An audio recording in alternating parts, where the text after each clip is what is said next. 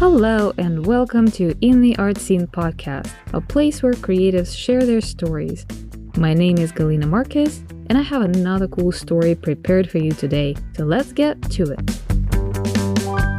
Hello, everybody, and welcome back to In the Art Scene podcast. And I am talking with Rose Brawn today. And Rose and I met in the group that we both belong to. It's Art Dart group. And if you guys don't know us yet, stay tuned because there's more cool things coming. And I just fell in love with the way Rose attempts art making. It's like the way she was describing her processes and ideas and everything was so cheerful and bright. And I felt like a child just listening to her. And I got so eager to just go and play. So I decided to share a little bit of that spark of joy with you today. So welcome, Rose. Hello. Hi. So why wouldn't you introduce yourself properly first, and then we will just chit chat. Then we'll see where it goes. Sure. Hi, I'm Rose Brawn, and I'm an artist, and I kind of make paintings. But with physicality. Wait, okay, what does that mean with physicality? Oh, well, because I love sculpting, but I also want to use paper. Like I always have had this thing where I want to make like almost like 2-dimensional, 3-dimensional. So I rip the paper, I crinkle the paper, I like mark it up and things like that. So yeah, and I'll get into more like later as like why I do all this, because like I have sort of like people that have influenced me, and just like I know part of me is like I can never choose one medium that I like. I'm always bouncing all over the place. I feel with you. things. Yeah, I feel you. I have to play. I have to play with things. So part of it was yeah, I needed to get in there and do a little bit more. Well, you did share a lot of the things that you used to be doing with the group when we had that conversation. And Yeah. but I'm actually really interested in this in your current thing, which is all about ripping paper and circles. Yes.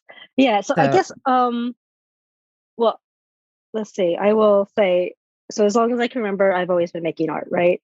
So like even when I was little, just finger painting, stuff like that. Can I stop you for a second? Yeah. Don't read the notes. Let's just chit chat. Sorry. I know that you wanted to be prepared, and it's awesome. But let's just let it go. Let's just play right here. Okay. Yeah. I feel like if I don't look periodically, I will get off on tangents that are not interesting.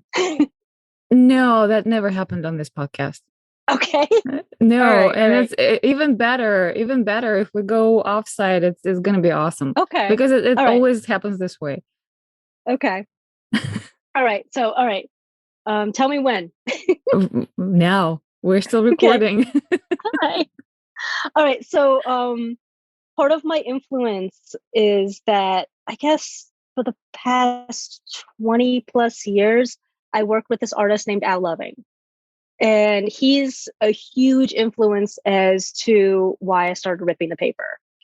And also on top of that, and I could get into both of these things, I also was born with a birth defect, which has led me to be differently abled.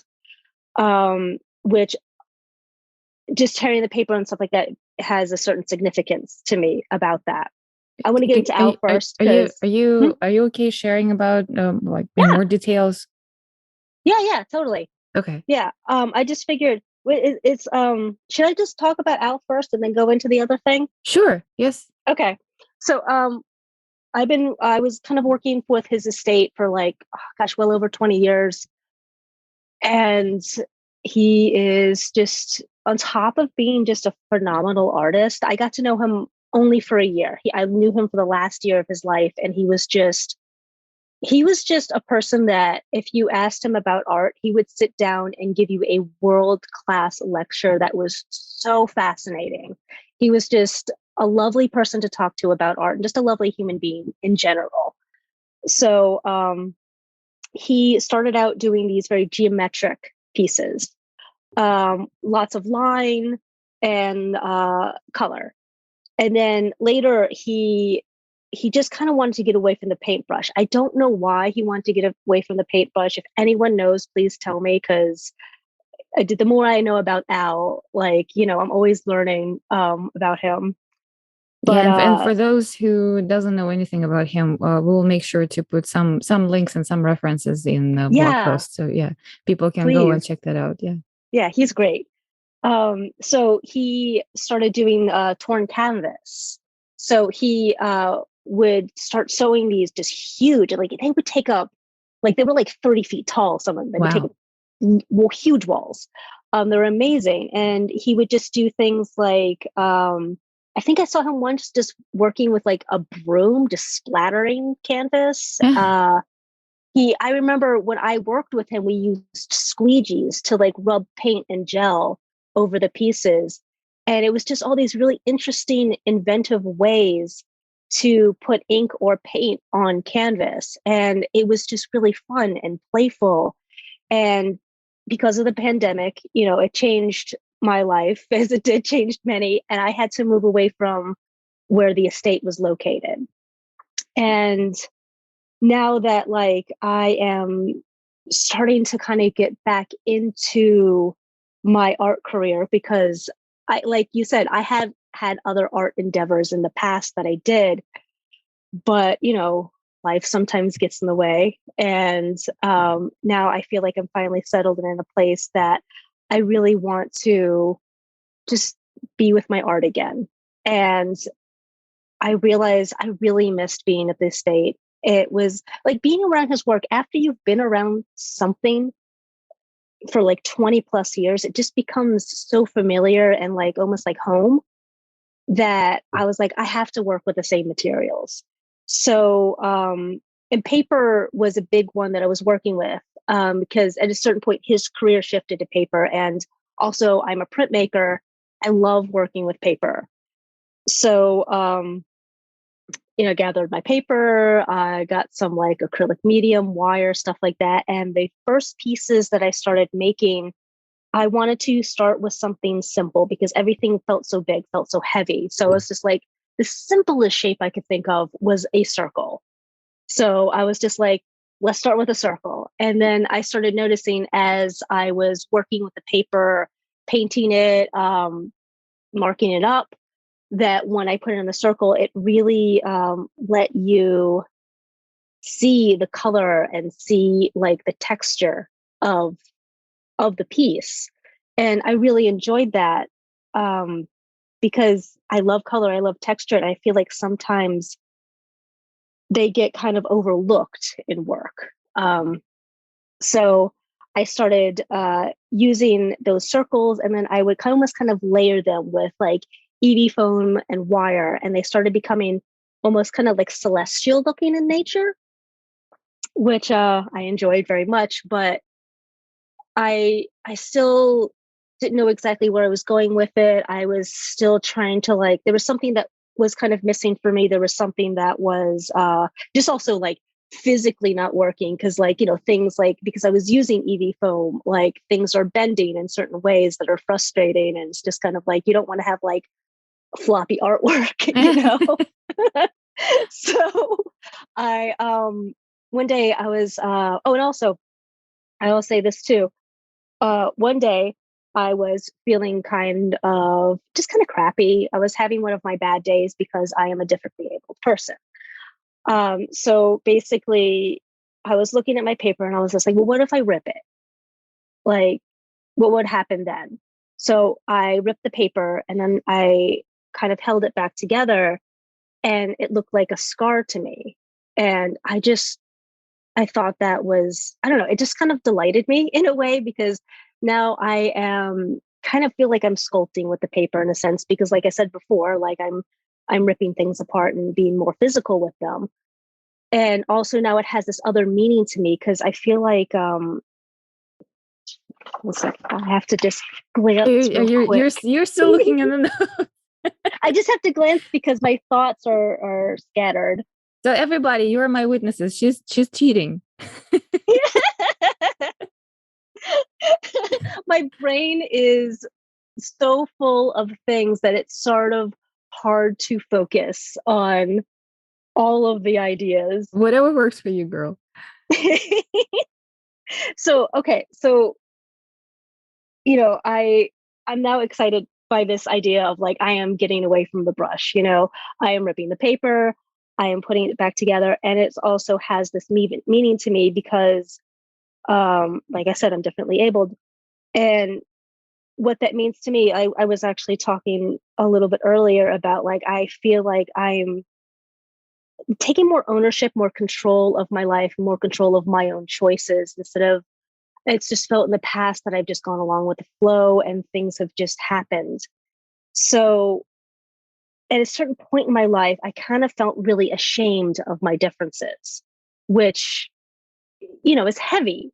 And I feel like, all of us who, I don't know, just go through stuff, it's just horrible when you have to feel ashamed about the like heavy thing that you're going through. So I started to realize, yes. Are you comfortable talking about the condition that is making you differently able? Um, yes, it is a very complicated. So basically, long story short, because there's way too much medical history to go into it, is I was born with a birth defect. That birth defect led me to about, well, not about, led to me exactly 34 surgeries. Wow. Yes. Wow. It's a lot. There's a lot of trauma there. There's a lot of just physically being handled by other people. It's a lot. So now in the aftermath of all of that, I'm dealing with the emotional response to that. I'm also dealing with the physical response to that because like, your energy levels are never going to be what they used to after you've been handled that much. So, you know, I started to sort of realize like what my story was and also the fact that like my story in is every time I walk into a doctor's office, they look at me like I'm a unicorn, but not like a magical, like happy unicorn, like the unicorn that has just, like been through it, you know? And so, after a while, it was just kind of like I realized that my story was unique, but I also started to realize that other people will start telling me about their stories because was more open about talking about my story. So that made me realize just how everyone's story was so different, no matter what you went through, even if there are similarities. Like there's tons of other people who've gone through medical issues the same way, not the same way, but like it's different. Like every person's journey is different. So what I started realizing within my artwork is that when I am like tearing these papers, making like marks on them with paint or printmaking processes, or even just like physically crumpling them up to wrinkle them, I'm like, that's the story of this paper. And at the end, I'm putting it back together, not even putting it back together, it becomes a circle again. And at that point it's whole and that's the piece. And I kind of like the idea of that, like every piece I'm making, even like I'm tearing, like even I started tearing two pieces together so I could kind of like like put them together to see what it would look like. And even when I do that, the tears are completely different. And I just find that like I love the uniqueness in that, like all of us are unique. So I've just been really enjoying that. I've been enjoying that process. No, I love the way you're describing it, that it was a plain circle and it didn't have any history. And then by ripping it and handling it and crumpling it, you are adding more dimensions. Like the circle is sort of a living its life, going through its own traumas, and but in the end it comes back together and kind of heals in the way and becomes like a different being, but with more like layers of history underneath. So yeah, I love that. Yeah, yeah. And I feel like I try, like, I mean, obviously some of it when like tearing and crumpling it and things like that. But I feel like not everything has to be like, art's always going to be interpreted different by everybody else. So Yeah. it doesn't have to be like a trauma thing of it. But I also do like the idea of that healing, like with the right care, healing from trauma. Because, like, no matter what it is, all of us have gone through some type of trauma in the world. And like, that's like the one thing, no matter what, we could kind of like relate with one another. And I like the idea of being able to like just sort of like, I don't know, find the beauty in it, find the beauty of healing and making these pieces that represent something maybe that feels heavy and feels darker for some people, but also they're still beautiful. Like we're all still whole. And I must say that or the circles that you're making, they actually are beautiful and celestial. They to Thank me you. they don't seem dark at all. And oh my god, how many of them have you made already? Because they are like all kinds of sizes, Yes. all kinds of variations. I know that you are treating the paper differently to get the color and the texture before you even start ripping it, and then you're making earrings. Oh my god. Yes. Yes. I started making, well, okay. Well, first of all, my goal right now with this series is 50 because going back to Al Loving, he always said to me, if you think you have a good idea, make 50 of them and then see what you have at the end. So I'm like, okay, Al, that's what I'm doing. And also, I there's another artist. Oh, goodness, what is her name? I feel so bad now. I'm referencing her and I don't remember what her name is. I'll tell you later, and you could like link it or something. Okay. But I noticed her on Instagram, and she makes these beautiful pieces of art with wire, and she like dips them into like this like paper, and she keeps building it up on the wire, and they look really just kind of light and very like nature focused, And I remember her just making all of this jewelry on top of making her art. And I was just like, that's beautiful because I can make tiny art that like other people who might be not be able to afford the bigger art, because I feel like everyone art should be accessible to everybody. And I like to wear art too. Like I'll just make, paper earrings, throw them on. And I'm working right now with resin to see how I could seal them up to make them waterproof. Because I know I'm gonna like accidentally go in the shower with them one day. So I feel like if I would do something like that, I'm sure somebody else would too. So I'm really excited about the jewelry. And also I think that's kind of fun too, because they're all going to be unique pieces. Because whenever I make a piece, I have like bits left over in all the corners because I'm working, like off of like square rectangle Hmm. paper. So basically I can take all of that scrap paper and just make it into earrings. So I also love the fact that, like, I'm also kind of just using every little bit I can. Yeah. Wow. All right. So I know you've been making earrings. I know that you have not released them yet because you're still experimenting with resin or how Yes. to Yes. showerproof them. Yes. Yeah. You got to shower proof your art, right? Absolutely. Every single piece. Yeah. Well, I mean, I feel like my bigger pieces don't go in the shower with them. They belong on the wall. Yes, please. Yeah. But yeah, I look forward to the earrings because I'm an earrings junkie personally. I gotta have a pair of your earrings for sure. When you got them to the point where you are happy and absolutely confident that I can go take shower with your earrings, I'm getting a pair. That's awesome. Yeah, yeah. I know I've gotten to really into earrings because they're fun. They just like, you slap them on, feel good.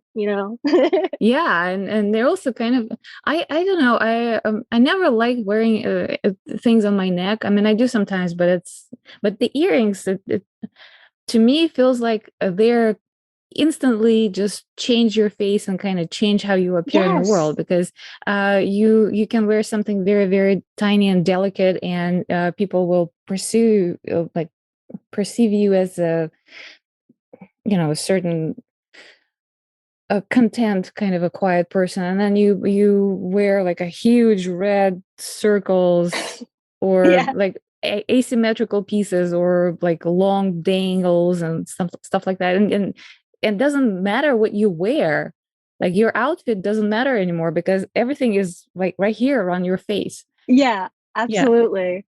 Yeah, no, I've been really getting into it. It's fun. It's just and sometimes even I don't know, like there's certain noises and things that they make that kind of are pleasing to me. Uh-huh. And there's some days like I can't wear there's like these ones that I have that just make like a little like it's kind of like shell on metal kind of Uh-huh. sound. And I love it. And other days I'm like, no, I cannot wear those today. They're gonna drive me crazy. Sometimes I have bigger earrings that are kind of hanging, um and the problem is that they sometimes kind of pick on the sweater. So I would change the sweater before I change the earrings. Yeah, I completely respect. I have changed an entire outfit because it didn't go with my earrings.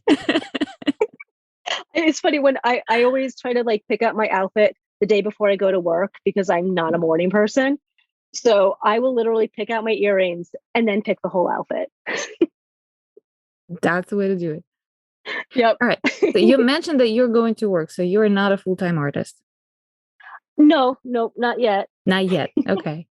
I feel like I'm a busybody in a sense that like I always like having a few things going at once.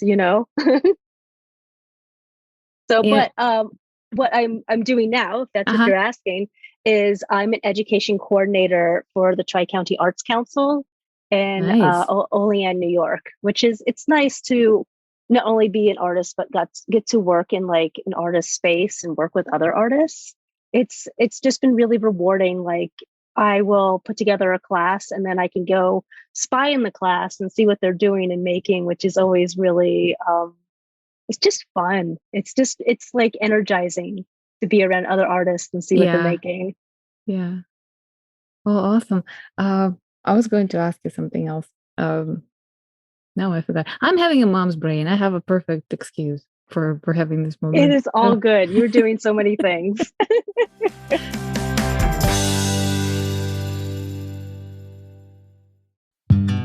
Let's take a short coffee break. Are you enjoying this episode? If you do, would you buy me a coffee? I would really appreciate it. The link is in the show notes and on our website, intheartscene.com. Thank you for your support.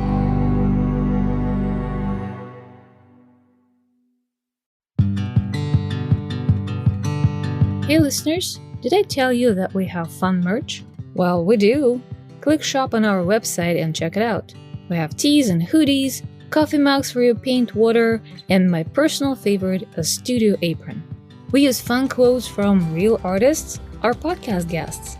And the best thing is all items are customizable, so get creative. By purchasing the merch, not only do you support the production of this podcast, but you also help us support art-related nonprofits and community organizations. Thank you for your support.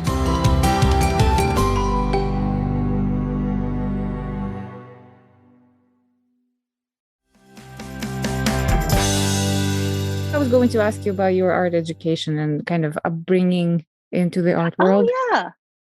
Yeah, yeah. So I guess like I said before, like I've been doing arts ever since I was little. I started off finger painting like a little kid, but like eventually I went to Ringling School of Art and Design in Florida, and I was only there for about a year. And I just like my parents. I'm originally from Alabama, and my parents were originally from New York. So at a certain point, I went to Florida, and it was nice, but it just didn't feel right still. So I ended up after my first semester at Ringling, moving and going to SUNY New Paltz in Florida. I'm in Florida in New York. but so I finished out my education there in printmaking, Mm-hmm.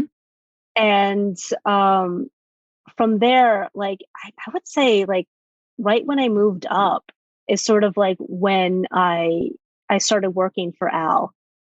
So part of my education definitely came just from working at the estate, um, just to going to the different shows and working with the galleries, and um, just working with the estate, seeing how things are cataloged and put together and how museums talk to you and things like that. And that was wonderful and fascinating to get kind of that firsthand experience, but like you're sort of like you're not doing it, you're just sort of like in the back observing, Uh-huh. which is definitely the way I learn. I'm an observer. I have to do things physically. I feel like when people tell me to read something in a book, I will read it 3 times and it just floats out of my brain. Same, same. Especially if they're numbers. Oh goodness. I used to, when I was little, read my math textbooks to get me to go to sleep. I am not a good math student. I respect math. I think it's great, but man, I give me shapes and colors. True. I know. I remember I was doing well with math at school. I was doing better with geometry though. Um, but now, like even right now as we speak, I'm actually reading a book about baby's sleep patterns, and they're giving you, you know, how to split your day into chunks when he is awake and when he's asleep. And they're like, well, you start at 6 a.m. and then 7:30, blah blah blah, and 9 a.m. But then if you need to change or like drop one of the feedings, you're shifting it to 6:30 a.m. and then 7:30, blah blah blah. And it's like, there's no way I can keep up with like even Yeah. time chunks. Like I need a diagram. I need to see the way it looks, because like Yes. I can't read the numbers. Just I can't know. Oh, visualize it. absolutely. And I will. If somebody gives me something like that, I have to I have to just sit down and start drawing it out, like I don't know, like a chart. Yeah, yeah, yeah. Oh my goodness. Yeah, All right, you're checking the notes. Okay, I'm checking the notes. I don't checking know, the but notes. I think kind of went through most of everything. I mean, the one thing I didn't really totally talk about is um like now with where I am with my Uh-huh. artwork at this point, um and having them, I don't know, like that there are these circles that are individuals. I feel like the reason I sort of got to that place is that like I just at some point, like, obviously I started with a circle because I want it to be simple, but I've always been a big fan of the symbols and meanings behind things. So I started Hmm. like looking into like what a circle represented in different various cultures and things like that. And a lot of cultures, it represented like the sun, which was like the life bringer and stuff like that. And I kind of like the idea of it representing life and representing wholeness, because I feel like that really went well with this whole, like, I've gotten really into storytelling. I'm a huge Dungeons and Dragons nerd. So storytelling has just become really important to me because I feel like it's something that can connect everybody. And I enjoyed the fact that that's what a circle represented, because like the whole idea of life to me, when you put it two and two, like sort of like an individual person, all of a sudden that kind of becomes like their story. Because what is life for an individual but their story? Yeah, like Circle of life. Yeah. Yeah, and that, I was going to comment on your comment about the simplest shape possible, because I remember in the group when you first introduced your work, you said that you wanted a shape that does not draw attention away from what is the actual art. So the shape needs to be as simple as possible. And what's the simplest? The circle, and that's in a way it is true, because I don't know, maybe we're just so used to seeing rectangular pieces of work, pieces of art. And when you're looking at the circle, it's different. It's like it looks like art, but at the same time, it looks like a different type of object that you want to explore a little closer, because there's something in it that kind of gets you out of the box, right? Because it's not a box, it's not square, right? So that, yeah, I kind of get that feeling from your work whenever I see you posting on Instagram. It's like there are details, and the circle also kind of gives it a feeling like there's something behind. The square is like you have the edges, that's it, that's the end of it, right? But the Yeah. circle is kind of it's a continuation, so there's something behind, and I kind of always want to go like see maybe something on the backside. And so I don't know how to explain that, except for there's the feeling of continuation of something. Yeah, well, part of it too is just like the way your eyes move through a Yeah. piece too. Like, when it gets back, so like what is it? When you look at a piece of artwork, you kind of go from right, no, from left to right. I've noticed, and also I've just learned too, people have told me. And when you get to that like right bottom corner is sort of when your eye leaves. So if you just from like I guess sort of like a visual standpoint, if you're looking at a circle, your eye has no edge to like fall off on. So Yeah. maybe that's what you're feeling. Yeah, there are no corners. Yeah, Yeah. absolutely. Totally. I Yeah. think that's a great point. And I think even like if we go a little bit deeper into cultural differences, like for us in the West, we are um, tend to look at things from left to right. This is how we read. This is how we write. In different cultures, like in Japan, they write vertically. So their eyes are naturally moving in a different direction, right? And I don't know, somewhere in the East, they're going from right to left, right? Everything, like even books, they're binded on the other side. So you're flipping the book in a different direction. It's like we have a few Hebrew books at home, and like it always blows my mind because I want to flip it in a different way. I know whenever I get like a manga book, like I instinctually start going the wrong way. And then Yeah. I'm like, I have to like retrain my brain. And then, It's, yeah. yeah, and then circle is kind of a unified shape that kind of breaks all of those rules and all of those cultural attachments, if you will. And yeah, so it's universal for everybody. Yeah, I like that. Because one thing I noticed because I was trying to really look at different cultures and it really, the circle really, in a lot of places, had a very similar feeling. I think it's just because we all see the sun, and that is like probably the first circle we ever see. Um, so that's my poorly educated, non-educated guess. Just like I'm a novelist reading books because it's interesting. But yeah, I feel like the one thing I kept finding too, there's some cultures that were like the circle was the symbol of perfection, and I feel like with my circles, because I feel like none of us are perfect. Since I'm hand making these circles, none of them are perfect because who can cut a perfect circle? I will say though, the earrings I do use a hole punch, so Uh-huh. I might be cheating a little bit But there. I like your point about making imperfect symbol of perfection. Yes, That's yes, yeah, I like it. because It's very deep. because we're all lovely. Yes. Yeah. All So right. I've been. So you're making a 50 of them. That's your goal. Yep. And then what? And then what I'm hoping is that where I work, we have a beautiful gallery.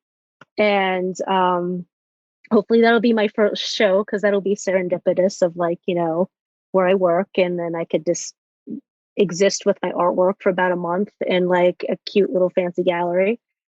And then I guess from there, just see what happens, and just right now, I'm like building my website, and it should be by the time this gets online, it should be up. I'm And pretty sure, yeah, because we're going to be yeah, online in September. yeah. Oh, yeah. I'll get it to you by then. We'll be good. Awesome. So yeah, and then after that, I'm just going to keep going, keep making, and at some point, I think I might even start to get back to where I was like kind of like stacking and layering the circles, because I really like that where that was going. But right now, I feel like I really want to explore like this individual circles before I start like putting them together in different like formations and whatnot. All right. So it sounds like you only see circles in your future. You know what though? There's I feel like at some point I might put in other shapes, but right now I feel like I won't limit myself because I like shapes. Shapes are fun. I will say like, and another thing, like I said, I'm very influenced by Al.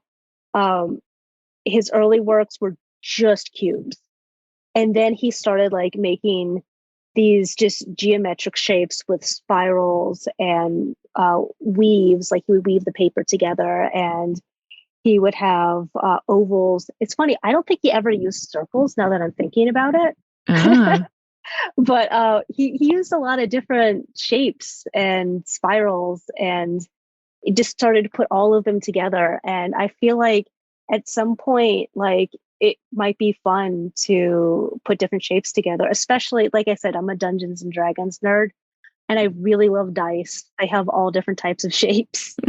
So I'm sure at some point I will get into like cubes and octagons and things like that. But right now, like I said, I wanted to start simple. Circle is simple, and we'll see where that will grow. yeah. Well, it sounds like there's a lot to explore. So, Yes. Yeah. Yeah. Never limit yourself. right. All right. So we exhausted your notes. I kind of exhausted my question. My one thing actually I wanted to bring up. You really exude this absolutely fantastic, childlike, playful energy, and this is one of the things about this podcast. I want everyone who is listening, if not getting some sort of education, getting inspiration for sure, or connecting some in some ways with the story that we're bringing up. So sometimes I'm asking my guests to, like, what would you say to someone who is in at the beginning of their art career? So feeling uncertain, I don't know, scared. You've been there. I'm sure you remember all of those things from imposter syndrome to God knows, or especially you touched on the very sensitive topic at the beginning about shame, and Yes. a lot of young artists are, there is some shame in what you are experiencing and expressing. It happens. So, what would Yes. you, Yes. getting to the good part? What would you say to them? What would I say to them?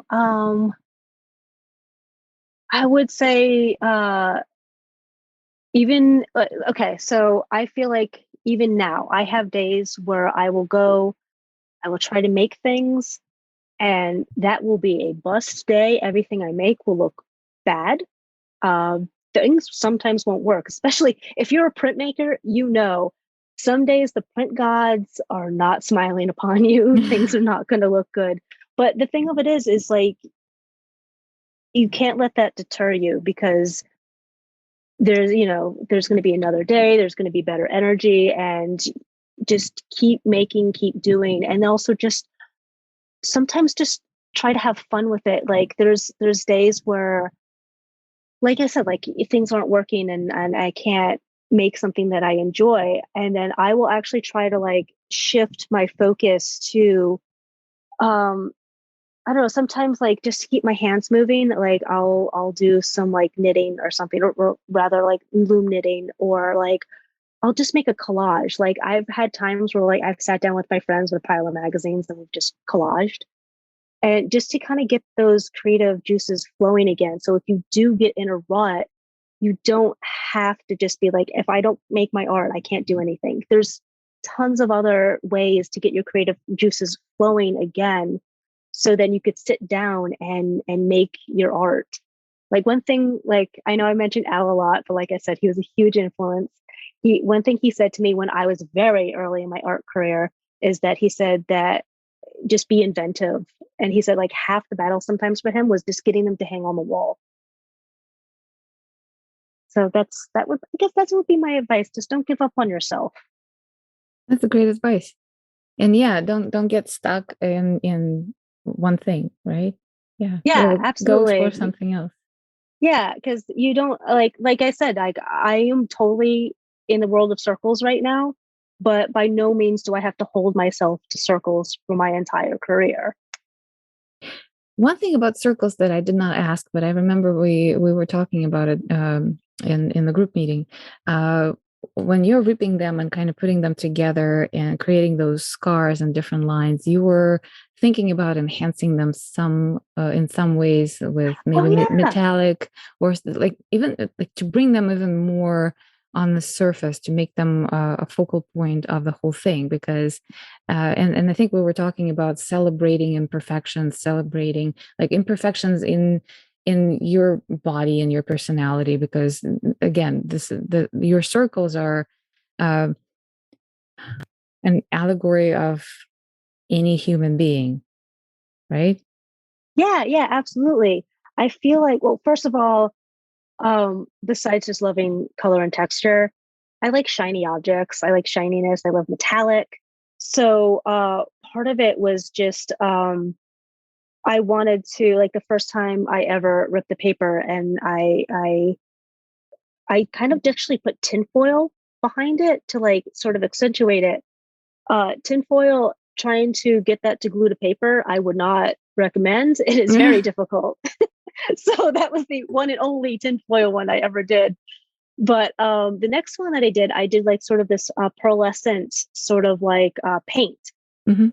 And I like the effect that it was getting, because it was like almost kind of like glowing, like light was coming out of there. And it was like, what was that? There's like that saying like the light comes from the wound or something like that. I'm Mhm. totally butchering that quote. It's a quote by Rumi, and I'm just butchering it. But I just always liked that. I always like the idea of like if something happens to you, you can either just I don't know, like live with it in misery, or try to like learn something from it. And all the things that have happened to me, I don't want them to just be absolutely in vain for no reason. I wanted to try to learn from them. And by no means am I saying pain equals like knowledge. That is not true. Like, you know, I feel like the reason why like I've gotten better and why I have healed is because the love in my life. So I feel by like putting sort of emphasis with this like kind of like iridescent paints or metallic paints on those scars, is it's like you're putting in that kind of like the magic of like that love and of that knowledge, and like that's kind of like, you know, bringing that piece back together. Would you call it a silver lining? I mean, you can if you want, you know. I feel like art is always interpreted by the viewer, you know. Well, to the extent, yeah, To extent, yeah. yeah. I mean, I'm always going to have what I feel it is, but if I put it out there and I'm not standing next to it to talk about it, you know. But yeah, yep. All right. Well, and believe it or not, we are almost at the top of the hour. Oh wow. Okay. Cool. Wow. Cool. This has been very lovely. Thank you.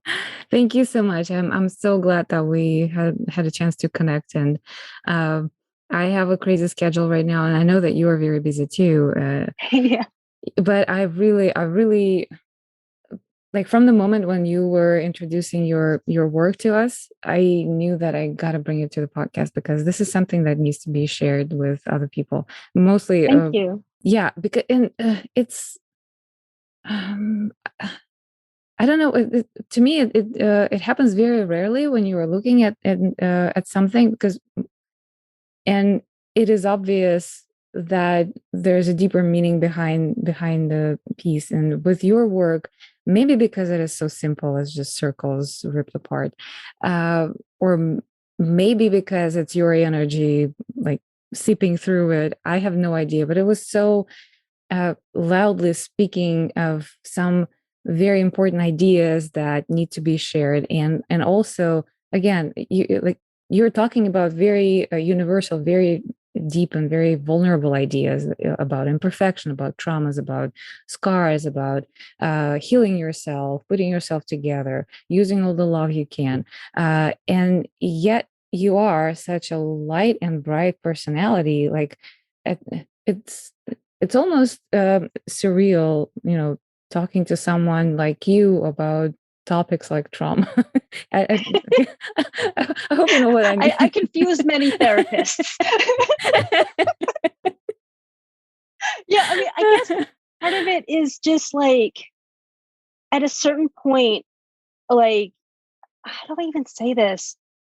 I'm just happy to be here. I'm happy to be alive because realistically, one of those surgeries was the surgery that saved my life. And I don't really remember, but I just like there's this part of me, this almost instinctual part of me at this point that like I am happy to be alive.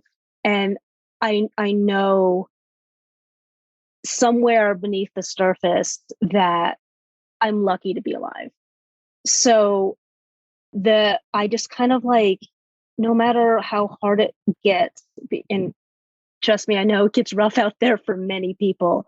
Like I try to focus on like the things that I love that I can celebrate because I have to have a humor about things. I have to find the lighthearted spots in my life because like I said, I'm happy to be here and I don't want like I guess the like just the outside um world, like the things that you can't control. I don't want that to consume me because it's very easily to be consumed by it sometimes. So I like to think about like these pieces. I like to think about like each of them as like a celebration of life and celebration of individuality. So I feel like I try to put some joy into them, try to put happiness into them, even though like I am, like I'm ripping them and tearing them. But like the goal of that is not to like, manipulate or make the paper suffer. The point of that is to have the paper have some type of like journey that it's been on to become that like beautiful, sparkling individual. Oh, that's beautiful. Oh my God. Thank you. Thank It's you. absolutely beautiful. I think, I think we can wrap up on this note because I like at this point, I don't know if either of us can say it better. Thank you. I appreciate that. Right. Well, it was lovely to see you. Thank you so much for your time. I so appreciate that. Yeah. Yes, as I mentioned, there will be a blog post that comes with the episode where I put all the links to your new website, hopefully to the collection of earrings that people will be able to purchase. If by then it will not be sold out, I'm first in the line. Okay. Thank you. I'm excited. Yes, and we will make a reference to Al. For people who don't know about him, they can check online and see what his art is, and see if they can figure out what's the influence that you experienced. I'm pretty sure they will. So yeah, yeah. Well, thank you so much for having me. This has been a delight. The pleasure is mine. And it's great to have you in the art scene. It has been another episode of In the Art Scene podcast. If you liked today's conversation, please give us a good review on Apple. And go listen to other great stories. Check out our website intheartscene.com or follow us on Instagram at intheartscene for more content. If you are a creative and you want to share your story, shoot us a message from the website or DM us on Instagram. Look forward to seeing you next time in the art scene.